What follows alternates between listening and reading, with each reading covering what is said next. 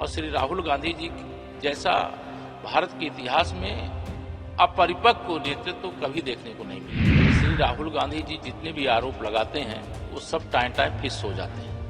वो कभी भूकंप लाने की बात करते हैं, देश की संवैधानिक संस्थाओं को निशाना बनाने का काम ये कांग्रेस के द्वारा जानबूझ करके किया जा रहा है। जैसे कोई विदेशी शक्तियों के हाथ में खेल रहा हो, उसी प्रकार का बयान श्री राहुल गांधी जी दे रहे हैं। तो राहुल गांधी जी देखिए, श्री राहुल गांधी जी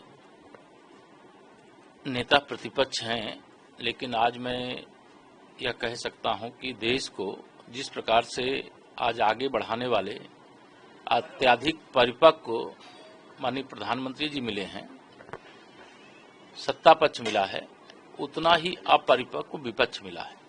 श्री राहुल गांधी जी जितने भी आरोप लगाते हैं वो सब टाइम फिस हो जाते हैं। वो कभी भूकंप लाने की बात करते हैं, कभी एटम बम फोड़ने की बात करते हैं, कभी हाइड्रोजन बम फोड़ने की बात करते हैं। यह विनाशवादी सोच का परिचायक है और यह पूरी कवायद इसलिए हो रही है क्योंकि उनको यह स्पष्ट पता चल गया है कि माननीय नरेंद्र मोदी जी के रहते हुए वो प्रधानमंत्री की कुर्सी तक नहीं पहुंच पाएंगे और यह सत्ता की व्याकुलता है। इसके कारण से इस प्रकार के गैर जिम्मेदाराना बयान देश की संवैधानिक संस्थाओं को निशाना बनाने का काम ये कांग्रेस के द्वारा जानबूझ करके किया जा रहा है।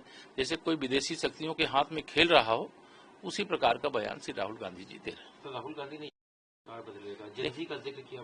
देखिए, ये मतलब अत्यधिक गैर जिम्मेदाराना इस प्रकार के बयान है, लेकिन उनको ये पता नहीं चलता है कि इस देश का युवा, इस देश का नागरिक पहले अपने देश के लिए करता है, देश के लिए जूझता है, देश के बारे में निर्णय करने का जब समय आता है वो निर्णय भी करता है।